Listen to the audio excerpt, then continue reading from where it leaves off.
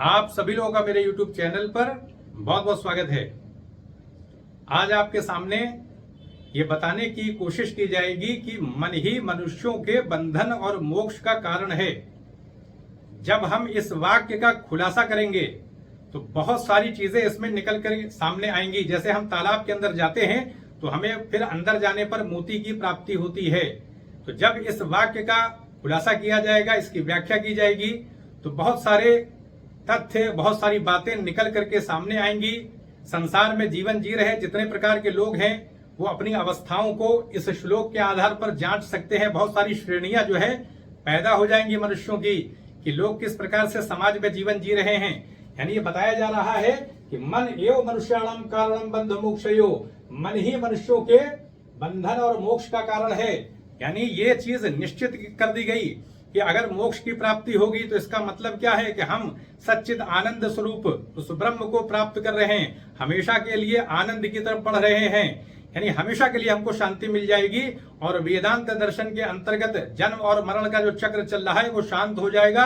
अविद्याजन्य संसार जो हमारे लिए इसी जीवन में रहते हुए वो प्रभावहीन हो जाएगा। जो माया शक्ति है उसका हमारे ऊपर कोई प्रभाव नहीं चलेगा और हम इसी संसार में रहते हुए लोक कल्याण में रत रह सकते हैं। तो कहने का अर्थ है कि इसी जीवन के अंतर्गत जीते हुए मोक्ष की प्राप्ति हो सकती है। तो बताया यह गया है कि अगर हम मन को नियंत्रित नहीं करेंगे तो उसका स्वभाव जो है वो मायाजन्य संसार की तरफ रहेगा, क्योंकि उसका स्वयं का जो स्वभाव है वो तो खुद ही मायाजन्य है। तो ऐसे में माया के तरफ ही पलटेगी। मानी सी बात है कि जो चीज माया से बनी है वो माया की तरफ जाएगी। संसार के अंदर हम देखें तो संसार के अंदर आकर्षण भी रखा गया है और लोग जो है वो कहीं ना कहीं लोगों के अंतःकरण में, लोगों के मन के अंदर आत्मसंतुष्टि की भावना होती है, अहंकार भी होता है। लोग अपनी आत्मसंतुष्टि के लिए इस संसार के अंदर बहुत कुछ प्राप्त करना चाहते हैं। कभी कभी क्या होता है कि लोग कलुषित कर्म करने लगते हैं, असंगत कर्म करने लगते हैं, ख्याति प्राप्त करने के लिए, धन अर्जित करने के लिए। बहुत सारे हम कह सकते हैं असंगत कर्म देखने को मिलते हैं समाज के अंदर। तरह तरह की घटनाएं हमारे सामने प्रकट होती रहती हैं। तो उसका कारण क्या है? कहीं ना कहीं हम सुख प्राप्त करना चाह रहे हैं, आनंद की तरफ जाना चाहते हैं, लेकिन इस मायाजन्य संसार में सुख या हम आनंद कह ले वो क्षणिक रूप में है। उसके बाद हमारा शरीर नष्ट हो जाएगा, आयु बढ़ती रहती है, हम बुढ़ापे की तरफ जा करके इस संसार से कहीं ना कहीं लुप्त हो जाएंगे। तो कहने का अर्थ है कि जब ये हमारा शरीर मिला है तो हमें प्रयास कर लेना चाहिए। हमारे अंतःकरण में आत्मा है और ब्रह्म ने अपनी इच्छा से माया शक्ति के द्वारा इस संसार को निर्मित किया है। तो मानी सी बात है कि इस संसार के अंदर आकर्षण भी रखा जाएगा और इसी आकर्षण की वजह से हम संसार में खो जाते हैं, संपत्ति पे संपत्ति अर्जित करते चले जाते हैं, संपदा पे संपदा अर्जित करते चले जाते हैं, उसी में खोए रहते हैं दिन रात और हमारा ध्यान जो है वो मोक्ष की तरफ नहीं जाता है और एक वक्त बुढ़ापा आ जाता है, हम संसार से चले जाते हैं। तो कहने का अर्थ है कि श्लोक में बता दिया गया है कि अगर हम संसार की तरफ जाएंगे तो हम कहीं ना कहीं बंधन में पड़ करके असफल हो जाएंगे। अब बात यहाँ आती है कि क्या संसार में जीवन न जिया जाए? तो हम संसार में जीवन जी सकते हैं। क्या पहले के लोगों ने मोक्ष प्राप्त नहीं किया था? पहले भी ऋषि मुनि थे, शादी भी होती थी, बच्चे भी होते थे, ध्यान करते थे, लेकिन उनका जीवन पूरी तरीके से नियत होता था। प्रातः काल में क्या करना है और उसके बाद सायकाल में क्या करना है, यानी सारा उनकी पूरी दिनचर्या निश्चित होती थी। उससे वो पलायन नहीं करते थे, उसका पूरा अनुपालन वो करते थे और अपने अंतःकरण पे ध्यान लगाते थे और परिवार का पोषण भी करते थे। तो कहने का अर्थ है कि संसार जो है ये व्यर्थ नहीं है, इसकी उपयोगिता है। इसी संसार के अंदर तो हम कह सकते हैं इसी मायाजन्य शरीर में हमारे अंतःकरण में आत्मा जैसी एक परम शक्ति मौजूद है। परमानंद हम कह सकते हैं कि ब्रह्म का अंश होती है आत्मा। तो हम समझ सकते हैं कि हमारी कितनी बड़ी महत्ता है और हम संसार में लीन है। कहीं ना कहीं लालसा, लोभ, तृष्णा आदि में पड़ करके संसार में हम खोए रहते हैं। हमारा समय चला जाता है और फिर हम इस संसार को छोड़ करके चले जाते हैं और जो हम कह सकते हैं हमारी आत्मा है वो सब कुछ हमारा कर्म जो है उसको नोट करके चली जाती है।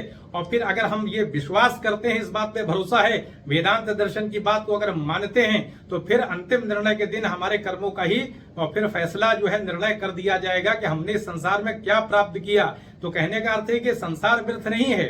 इस संसार में हम जीवन जी सकते हैं जैसा पहले के लोगों ने जीवन जिया है, लेकिन लोभ, लालसा, इन आधारों पर संपत्ति का संग्रह करते चले जाना, बिल्डिंग पे बिल्डिंग खड़ी करते चले जाना, जिस प्रकार का दिखाई पड़ता है, ऐशो आराम, दिखावा, ये सारी जो चीजें होती है, अहंकार का प्रदर्शन, ये सारी चीजें कहीं ना कहीं हमको बंधनग्रस्त होने का संकेत देती है कि हम बंधन में, अज्ञान में पड़े हुए हैं और मोक्ष के रास्ते से दूर हैं। अगर हमने मन को नियंत्रित नहीं किया तो ये मन जो है हमें और जो है गहराई में लेता चला जाएगा।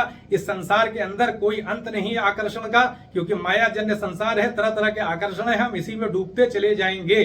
तो इसलिए बताया गया है यहाँ पर कि मन एवं मनुष्याणाम कारणम बंध मोक्षयो, कि मन ही जो है मनुष्यों के बंधन और मोक्ष का कारण है। तो इसका अर्थ है कि सावधान हो जाने की बात है। सावधानी ये है कि हम जो भी विधिवत चीजें जो है धर्म के अंतर्गत बताई गई हैं, अगर उसका अनुपालन करेंगे, वेदांत दर्शन के अंतर्गत जैसे जीवन जीना चाहिए उसके रास्ते पर चलेंगे, तो हम पर्यावरण को भी सुरक्षित कर सकते हैं, अपने परिवार का भी अच्छे से पोषण कर सकते हैं, ईमानदारी के माध्यम से हम अपनी आजीविका भी अर्जित कर सकते हैं। अब हमारी इच्छाओं का कोई अंत नहीं है।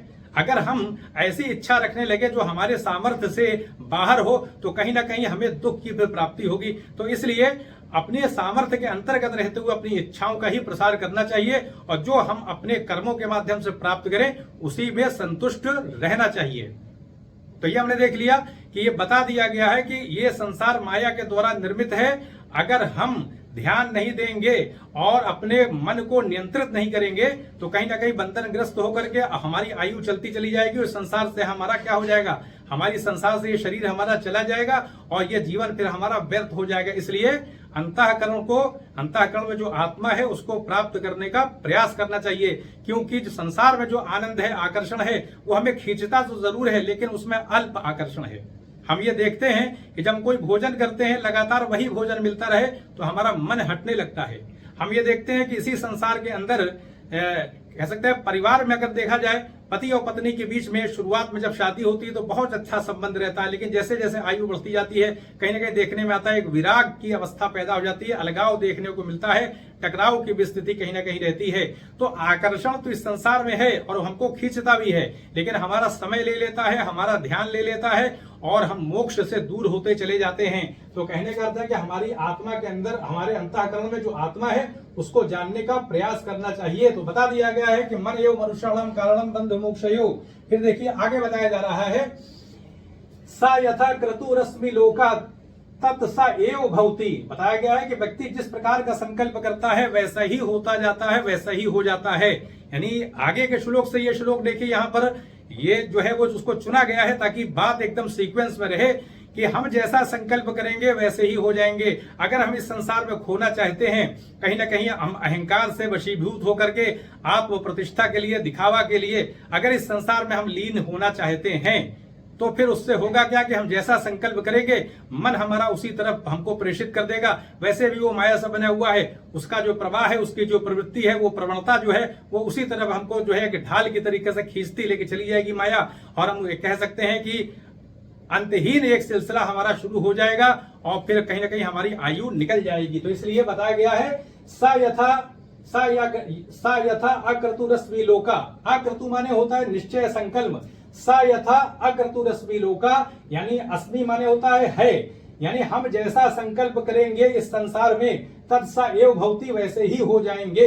यानी व्यक्ति जिस प्रकार के संकल्प करता है वह वैसा ही बनता जाता है। तो इसलिए अगर हम मोक्ष का विचार करेंगे, मोक्ष का ध्यान करेंगे, हमको मोक्ष प्राप्त करना है, तो हमारे अंदर एक संकल्प पैदा होगा और फिर धीरे धीरे हमारी प्रवृत्ति मोक्ष की तरफ बढ़ती चली जाएगी।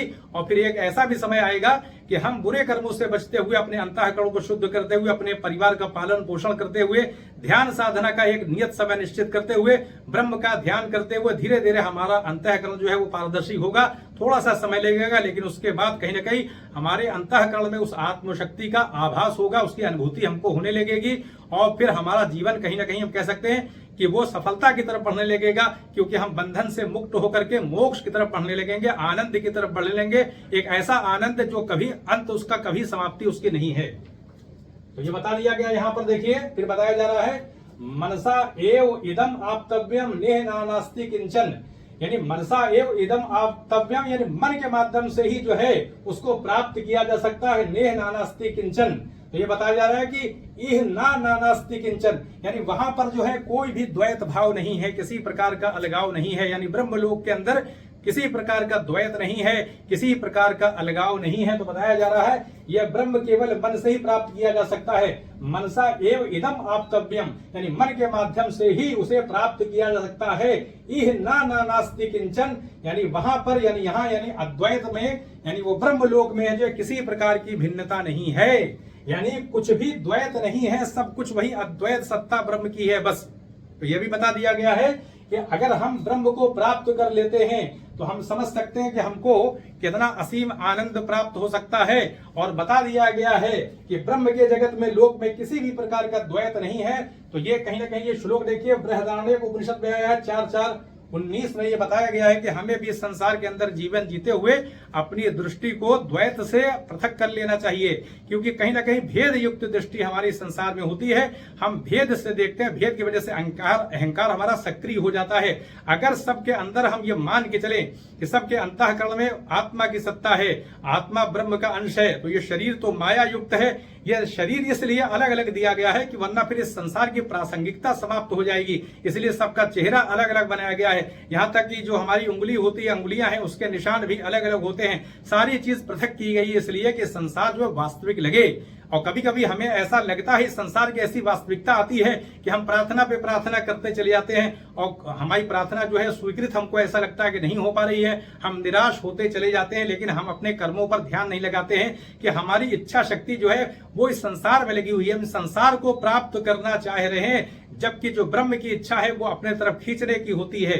कि लोग हमारे मतलब ब्रह्म की जो हम कह सकते हैं कि क्या इच्छा हो सकती है, उस परमात्मा की क्या चाहत हो सकती है कि जो उसके द्वारा निर्मित सृष्टि है, जो कृति है, जो मनुष्य है, जो बनाए गए हैं लोग, हम कह सकते हैं तो वो ब्रह्म की तरफ चलें। यानी ये कह सकते हैं कि हम ये मान करके चल सकते हैं कि जो इंसान को निर्मित किया गया है, तो इंसान का दायित्व है, मनुष्य का कर्तव्य है कि वो अपने परमात्मा की तरफ पलटे, परमात्मा का ध्यान करे।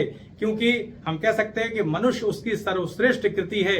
अगर हम प्राणियों को देखें तो प्राणियों को कम जो है शक्ति दी गई है, लेकिन मनुष्य को कितनी शक्ति दी गई है। इसलिए हमें ब्रह्म की तरफ पलटना चाहिए। तो ये कब होगा? जब द्वैत दृष्टि हमारी समाप्त हो जाएगी, हम अलगाव को देखना बंद कर देंगे। जब अलगाव को देखना बंद कर देंगे तो इस पूरी सृष्टि में सिर्फ उसी को देखेंगे, कोई भेद नहीं रह जाएगा। और इससे क्या होगा कि हमारे मोक्ष का रास्ता खुल जाएगा, अज्ञान की समाप्ति हो जाएगी, क्योंकि भेद युक्त जीवन ही कहीं ना कहीं हमें अंधकार में ले जाने का काम करता है। तो ये बता दिया गया कि मनसा एव इदम आप्तव्यम, मन के माध्यम से ही उसको प्राप्त किया जा सकता है। ये ना नास्ति किंचन, और यानी ब्रह्म लोक में किसी भी प्रकार की भिन्नता नहीं है।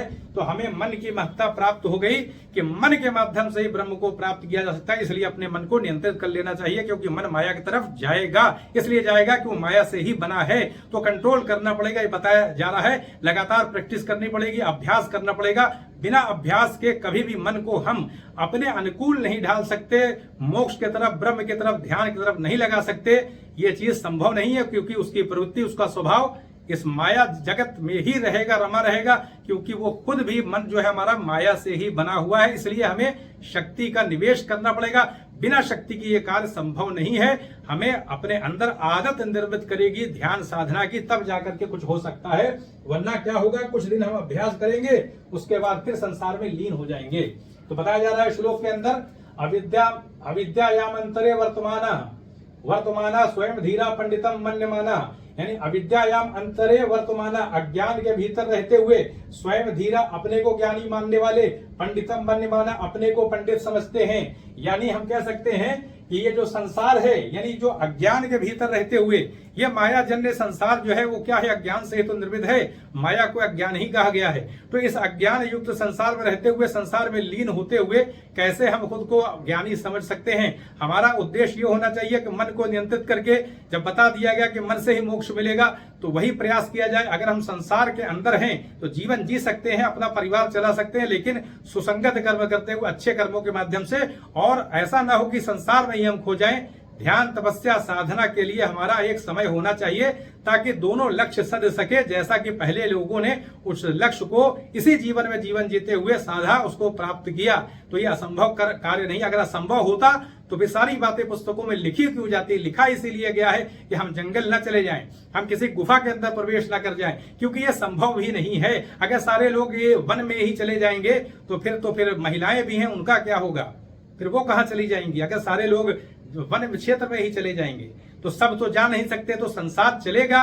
इसी संसार में रहते हुए, विवाह करते हुए, सबको संतुष्ट करते हुए, अपने अंतःकरणों को शुद्ध करते हुए हम प्राप्त कर सकते हैं। तो कहने का अर्थ यह है कि सारी चीजें प्रासंगिक है, प्रासंगिक नहीं होती तो लिखा कैसे जाता। लेकिन अब लोभ लालचा का कोई उपाय नहीं है। हम लोभ कर रहे हैं, अहंकार में अपने को प्रतिष्ठित देखना चाहते हैं कि समाज हमको जाने, ये हमारे अंदर कहीं ना कहीं एक भावना है। जबकि भारत के अंदर ऐसे ऐसे बड़े बड़े लेखक हुए हैं जिन्होंने अपनी पुस्तकों में अपना नाम तक नहीं लिखा और आज लगातार उनके जन्म की तिथि को खोजा जा रहा है। तो ऐसे लोग भी यहाँ पर हुए हैं भारत के अंदर कि जिन्होंने इसको भी उचित नहीं समझा, कहीं ना कहीं अहंकार का एक रूप जो है सूक्ष्म रूप मान लिया और अपना जीवन परिचय, अपना नाम तक पुस्तकों में नहीं लिखा है। तो कहने का अर्थ यह कि हम सात्विक जीवन, शुद्ध जीवन जी सकते हैं और इसी लोक में रहते हुए, संसार को जीते हुए, प्रकृति को सुरक्षित करते हुए, बड़ों का सम्मान करते हुए, सबके प्रति आदर रखते हुए, छोटों के प्रति प्रेम रखते हुए, पूरे समाज को जो है वो कह सकते हैं सही उदाहरण प्रस्तुत करते हुए, अच्छा कर्म करते हुए, अच्छा व्यवहार करते हुए, लोगों के दिलों से दुख को निकालते हुए हम मोक्ष की तरफ बढ़ सकते हैं। ये सब कुछ संभव है, लेकिन तब होगा जब लालसा न होगी और हमारा मन जो है वो पूरी तरीके से नियंत्रित होकर के ब्रह्म की याद में लगेगा, उसको लगाना पड़ेगा। तो ये बता दिया गया कि अविद्यायाम अंतरे वर्तमाना, यानी अविद्या के अंदर रहते हुए, अज्ञान के भीतर रहते हुए, अज्ञान युक्त संसार के भीतर रहते हुए स्वयं धीरा अपने को ज्ञानी मानने वाले पंडितम मन्य माना अपने को पंडित समझते हैं। एक प्रकार से व्यंग्य किया जा रहा है ज्ञानी लोगों पर कि जो लोग ऐसा समझते हैं व्यर्थ ऐसा सोचते हैं। ऐसा नहीं सोचना चाहिए, क्योंकि इस संसार की प्रकृति ही ऐसी है माया की कि वो हमें सफल नहीं होने देगी। क्योंकि यही तो सबसे बड़ी चुनौती है कि संसार में जीवन जीते हुए हम मोक्ष प्राप्त कर ले, जो कि आसान नहीं है। क्योंकि आकर्षण युक्त ये संसार है, जगत है, तो खींच लेने की क्षमता है और मन भी हमारा माया युक्त है। इसलिए अधिकतर लोग इस संसार में लीन होकर के बुढ़ापे की अवस्था को प्राप्त होकर के संसार से चले जाते हैं। ऐसे बहुत सारे लोग हैं जिनका उद्देश्य क्या होता है, पद प्रतिष्ठा प्राप्त करना। राजनीति के क्षेत्र में अगर हम देखें, पूरे दुनिया की बात की जा रही है, तो अधिकतर लोग जो राजनीति में जाते हैं, छल कपट, हम कह सकते हैं साम दाम दंड भेद की नीति पूरी दुनिया में राजनीति के क्षेत्र में कहीं ना कहीं देखने को मिलती है। शुचिता का अभाव रहता है, पवित्रता नहीं रहती, जो है हम कह सकते हैं कि झूठ बोला जाता है, लोगों से झूठा वादा किया जाता है। पूरे संसार के संदर्भ में सारी चीजें दिखाई पड़ रही हैं और पद प्राप्त करने की तरफ पूरी आसक्ति रहती है। और फिर जब पद प्राप्त कर लिया जाता है तो निरंतर जो है वो भोग में लोग कहीं ना कहीं लीन रहते हैं। लोक कल्याण की भावना, जो राजनीति का उद्देश्य है, लोगों की सेवा करना, नेता का मतलब ही होता है कि लोगों की सेवा करना, वो चरित्र दिखाई नहीं पड़ता। अपना आत्म उत्थान, अपनी आत्म प्रतिष्ठा, इसी में लोग लीन रहते हैं और फिर चले जाते हैं। और हर प्रकार के क्षेत्र में इसी प्रकार के लोग हैं। ये तो एक विशिष्ट रूप से राजनीति के क्षेत्र बताया जा रहा है। अन्य अन्य क्षेत्रों में भी अधिकारी बनना है किसी को, तो उसी में लीन है। एक अहंकार की भावना है कि मैं अधिकारी हूं। कहने का अर्थ ये है कि हम कहीं ना कहीं अहंकार से युक्त होकर के संसार में लगे रहते हैं, धन पे धन अर्जित करते जाते हैं, भ्रष्टाचार में लिप्त भी रहते हैं। बड़े बड़े अधिकारी इसमें दुनिया में पकड़े भी जाते हैं और ज्ञान भी वो प्राप्त करते हैं, लेकिन कुछ भी उनको प्राप्त नहीं हो पाता है। कहीं ना कहीं इस मायाजन्य संसार में वो जकड़ जाते हैं, जकड़ लिया जाता है। तो ये जो श्लोक है, जो उपनिषदों में आया है कि जो बंधन का कारण है वो क्या है, मन है। मोक्ष का कारण क्या है, मन है। तो अगर हम अपने मन को नियंत्रित करके मोक्ष की तरफ बढ़ेंगे तभी हमारा कल्याण होगा।